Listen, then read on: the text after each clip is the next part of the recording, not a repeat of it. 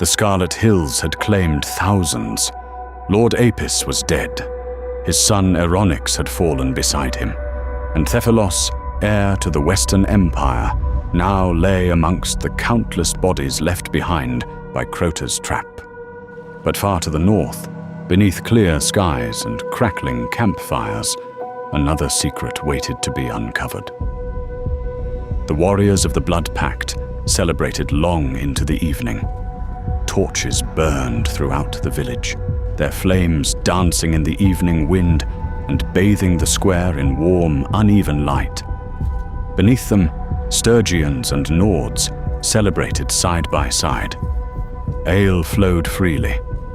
Men laughed until their voices turned rough, while others relived old victories and sea battles that seemed to grow more legendary each time they were told.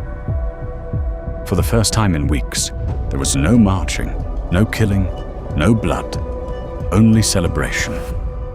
Near the center of the gathering sat Raganvad himself, surrounded by warriors eager to hear one of his stories.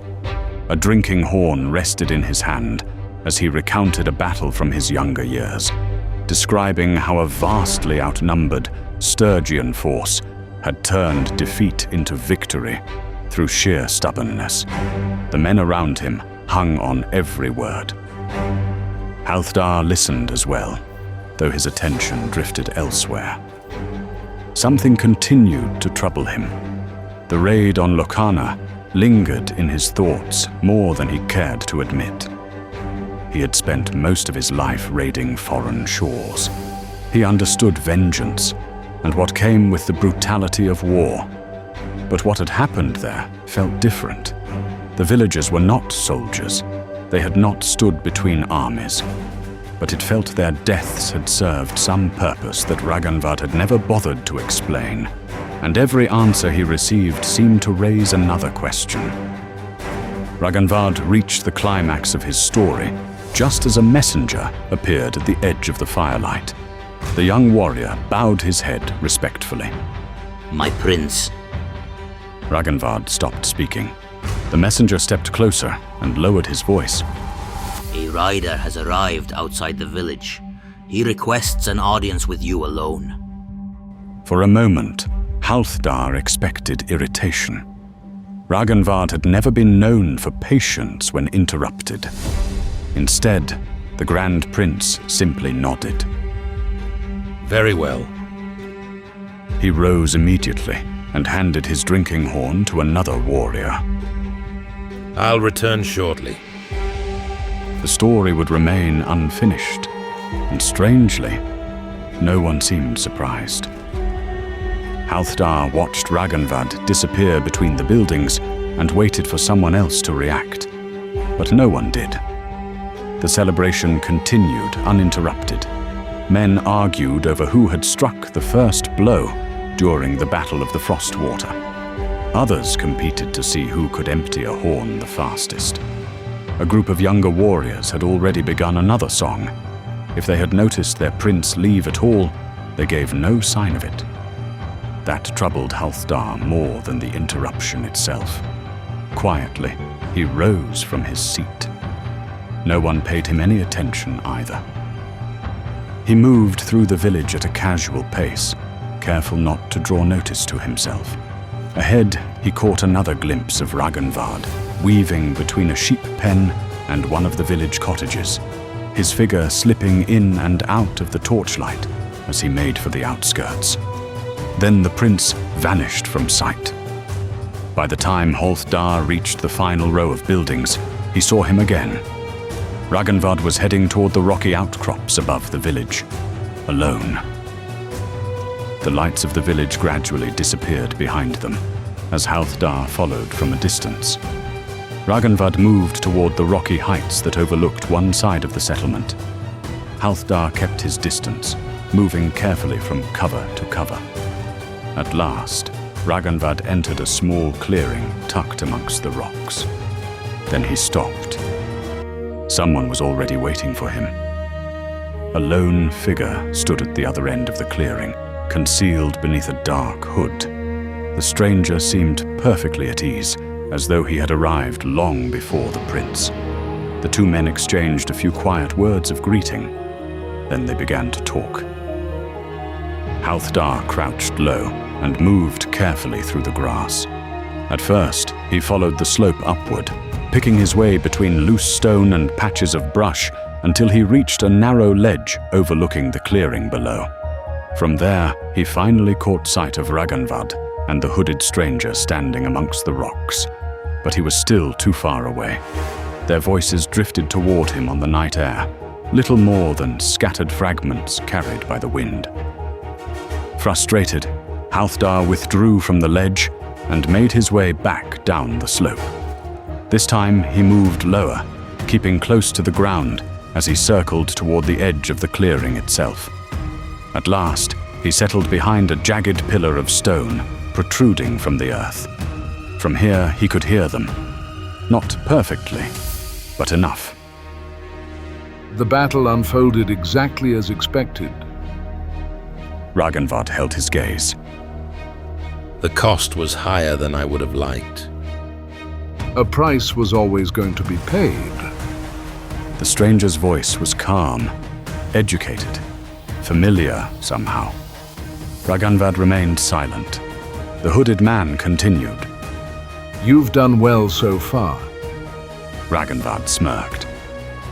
So far, we have shattered an imperial fleet, pulled the North into war, and now they're right where he wanted them.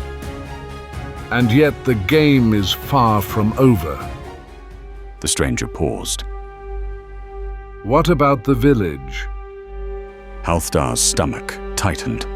For the first time, Raganvad hesitated. Only briefly. Then he answered.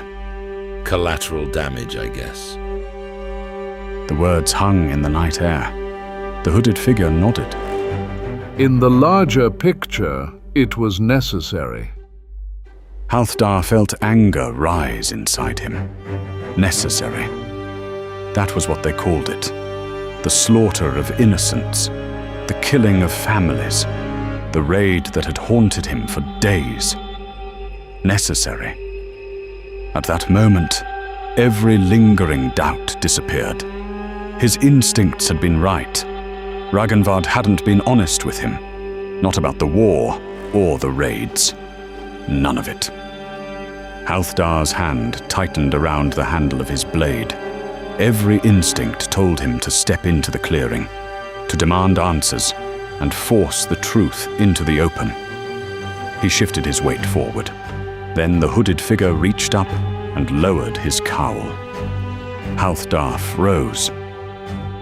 Golden hair fell loose around the stranger's shoulders. The face beneath was instantly recognizable. He wasn't a messenger or a merchant. It was King Durthert of Vlandia. For several seconds, Halthdar simply stared. The ruler of Vlandia stood before him, beneath the cover of darkness, speaking with Raganvad as though the two were allies, as though they had been allies for some time.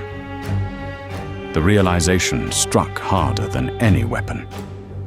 Suddenly, every strange event of the past month returned at once. The unexpected Blood Pact, the raids, strange targets, needless brutality, the feeling that Raganvad had been steering events toward some hidden destination. None of it was random. None of it had been vengeance. Something larger was unfolding, something neither he nor his own warriors had been told. Neither king noticed him. Not yet. Halthdar remained hidden behind the rock, struggling to make sense of what he had just seen. His thoughts drifted back to the day Raganvad first arrived in his hall. The stories of shared ancestry and the appeals to brotherhood. The promises that this war would serve the North. At the time, Halthdar had believed every word. Because he trusted him. Raganvad was his friend. Most of all, because he had refused to throw his people into the endless political games that consumed Calradia. Yet somehow that was exactly what had happened. He had rejected the games of kings and still become a piece upon their board. For the first time since the Blood Pact had been sworn, Halthdar questioned whether he had made the greatest mistake of his life. While secrets were uncovered beneath starry skies, news from the Scarlet Hills continued to spread across Calradia. The Western Empire had suffered a disaster. Lord Apis was dead, Eronix had fallen beside him, and Thephalos, the heir to Emperor Garios, had been cut down upon the battlefield. An entire imperial army had been shattered.